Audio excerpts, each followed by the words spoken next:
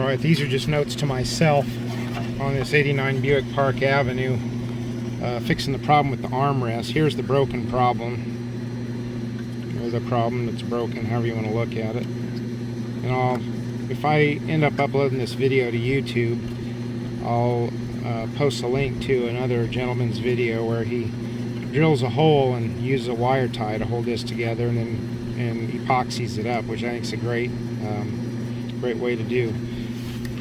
Now, things I got to remember when I go to put this together, this has to go, this screw here, which is a flat top screw. Let me get it here. That one right there. That has to go down in there before the ashtray goes in. Also, there's big fat screws here, here, here. There's one here that's accessed behind that little red reflector light. And then there is another one. Let me find here what it was. I did it blind. It's right there. So those correspond to that one, that one, that one. Looks like we got a fourth one in there. 1, 2, 3. Yeah, must be one. Where does that line up with? Oh no. There we go. It's got 1, 2, 3, 4. Number 5, which is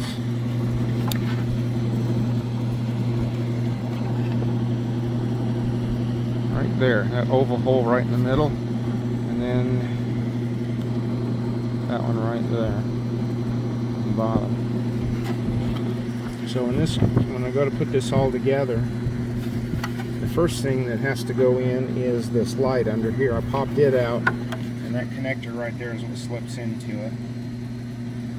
Once that light is in there, then this can be fastened back on with the fat screws.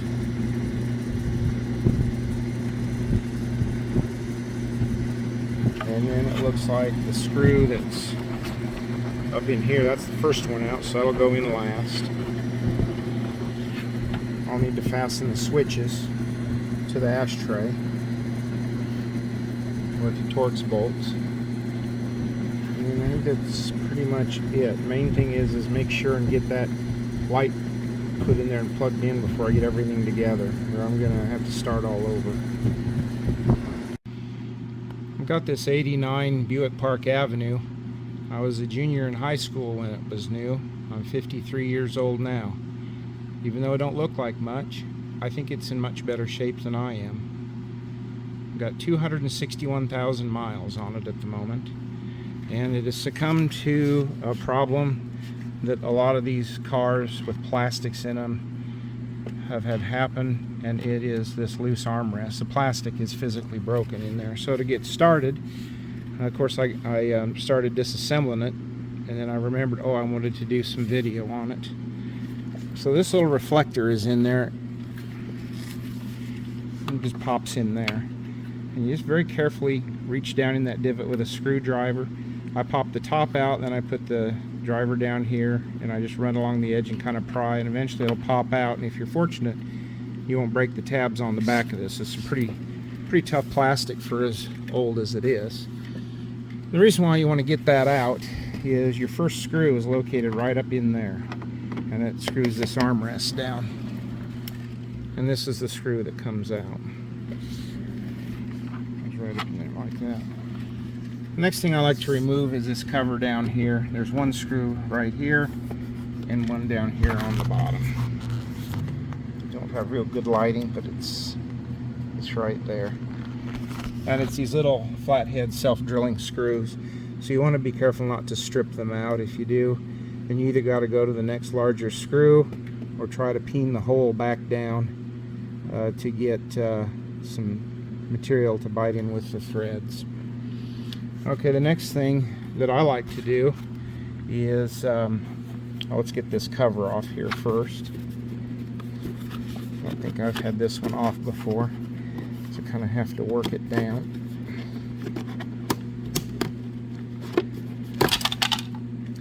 Alright, looks like we got some surprises in there. Anything that is broken in the door previously usually will find its way down into there. So this is one of the clips in this armrest, and we can glue that back in with a little super glue and some fast setting JB Weld. Another one of the tabs from the armrest, and this screw here actually belongs up inside there. So we'll just leave all that in there for now. Now, I made the mistake on the other side. I pounded up on this and couldn't get it to go. You have to try to pull this out sideways because there's a series of plastic clips all in there.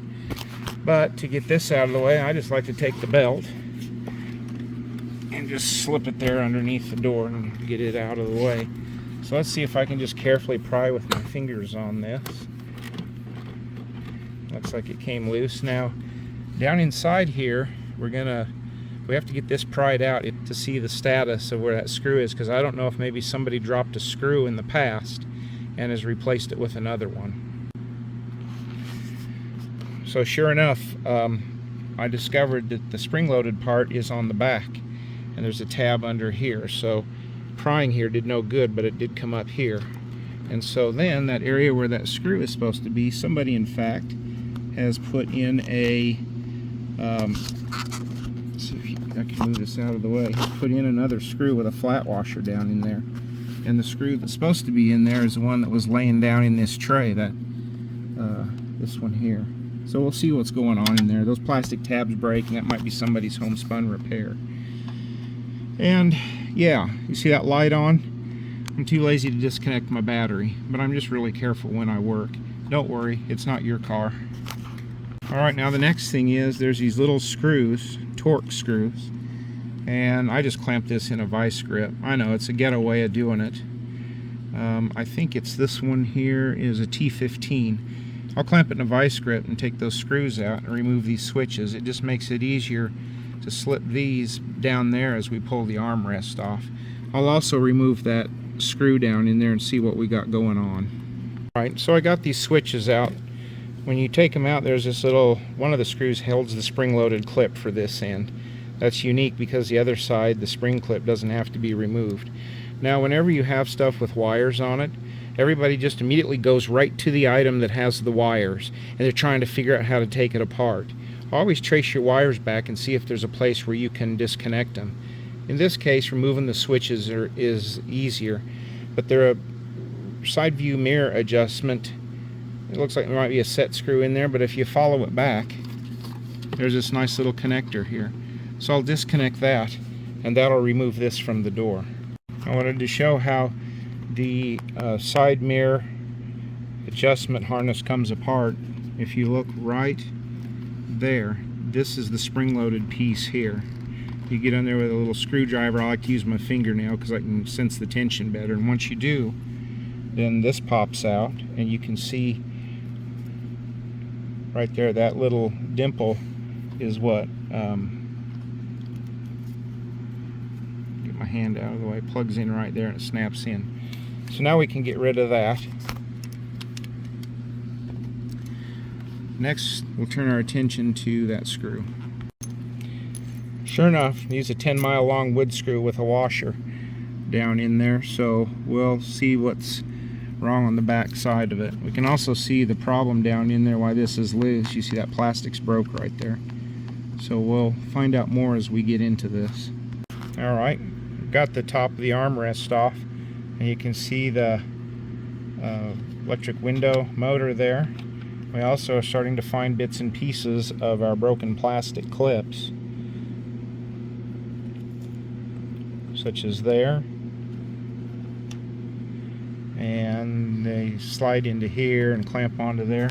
But this is a royal mess. Somebody has tried to fix this by putting 2 wood screws in. Don't know why this big screw is missing. This is an utter mess here, and it just looks like it's taken a whack. So, and literally pieces are falling apart on it. So that's probably the reason for the wood screw, so it could get down into here. But all that did was break more plastic. So we're going to have to do plenty of JB welding, probably cut some plastic off of something else and clamp it and try to hold this all together with layers of plastic and epoxy. So next thing we want to do then is remove the screws. There's normally one here, then there's this one, there's a big one under there, there's supposed to be one in there, I think. No, it's over here, right there. And as we come around, there's one. Gotta find out where it is. Oh yeah, down here. Right there it is. And the last one is right back in there. So once all the screws come off, then this housing comes off. All the screws are removed now, and so this piece kind of can be pulled out, and you kind of have to go a little bit kind of diagonal here around the seat belt retraction spool, and then these kind of get worked back down here through the hole. And being careful, this here, whoever ran the screws in here, they were doing absolutely nothing. They just were bare screws run right into the metal of the door. Just looking down in there, that might have been one that grabbed, but we're going to see if we can fix that good and proper. So just carefully work, don't get in a hurry, and this eventually will just come off. Alright, I've got that worked off the door. Now we've got this light in here, and it's got this little plug on it, so we can just simply unplug that, and that'll kill that light. We should be free now. And we can pop that light out of there. Don't really have to, but it's got these little spring-loaded tabs on the side. You can just push in on it. One broke already because the plastic's so weak. So, I don't know, maybe you leave it in there, but I like to take it out. It doesn't get any better. Yeah, it broke in there, so we'll have to glue that up too. Alright, so there you are. And this shows the extent of everything. For some reason,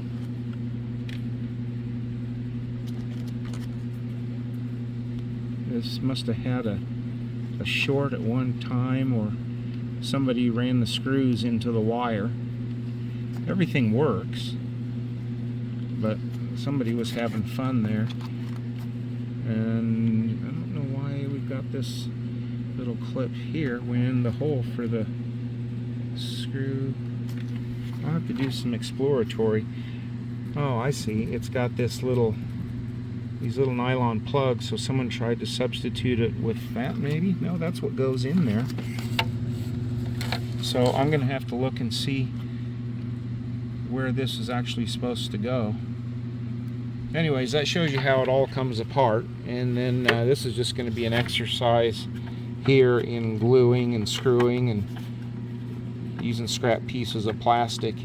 It's kind of a design flaw, because when you slam the door, the inertia of this, it just yanks on it, and eventually it'll just stress crack through here.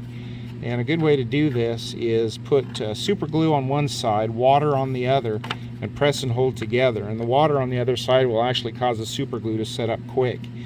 And then you can, I like to drill holes, little holes, and use little zip strips or wire ties, and use that to pinch and hold the plastic together. And that does a pretty good job. But we got quite a bit of work to do on this, so I better go get started.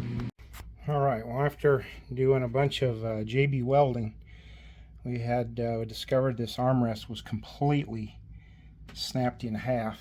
And although that repair job just looks nasty as, I was able to find a scrap piece of plastic and cut out some reinforcement bits, and we took care of that there. A bunch of them little tabs that were broken, got them on the light. I was able to do some super gluing and right in here. It's very fragile, and zip strip, I call them, or a wire tie up there to give a little bit of resistance. So it'll ask more of where my pinky is, but we'll see if that works. And then finally, this piece here where it was separated, we've got used those two holes that the previous person butchered on there. Instead of using this screw hole here, they used them, and it hardly did any good. but I took one of them and drilled through here and came out there and used some more of that black plastic and JB Weld to reinforce that area, and then that piece to go all the way around. Now this area right here is where there needs to be one of those body clips, and all this plastic is broke out here, so I'm gonna have to figure out what to do there. This is being held together with that, and then this was all cracked completely across here, so I got rubber bands and a block of wood squeezing down on this plastic here, JB Welding. That you can see some of that black plastic I put there. So we're getting it back together. JB Weld is your friend.